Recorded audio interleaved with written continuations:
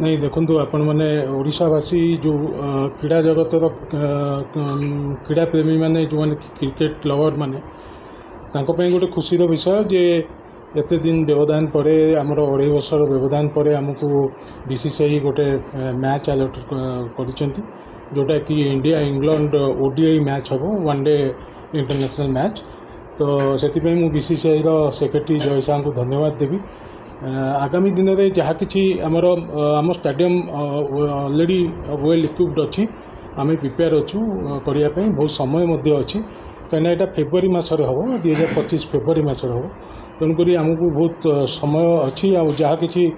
छोट बड़ कम अच्छी आम सुचारू रूपे सारी दो।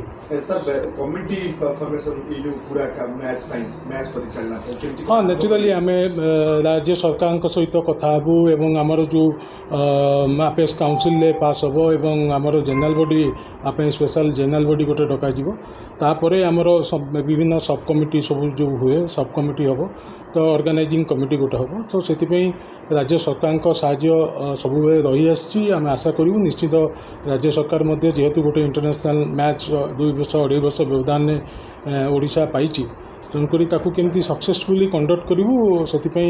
आम राज्य सरकार साहाय्य भी आवश्यक अच्छे। तो संजय बाबू जेहेतु स्टाडियम नवीकरण कार्य हाथ को से जो कार्य बर्तमान बंद रैच पर हम ना कौन नहीं यहाँ जो भल क्वेश्चनटा कले आपड़ कन्फ्यूजन जो रोचे जे गोटे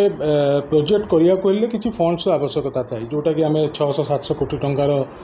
गोटे एस्टिमेट कस्ट करूँ आम 3टा एस्टिमेट करूँ तो आम डीपीआर करने गोटे लंडन बेस कंपनी को देचु सी आहरी 3 मास व्यवधान पर आमको डीपीआर सबमिट करेंगे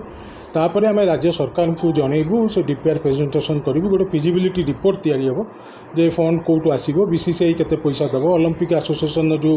आमको कौन सहयोग करेंगे ओसीए तरफ आम केते फंड्स दे पारू तो सब जिनस को आखि आगे रखिकी कटकर जो बारवाटी स्टेडियम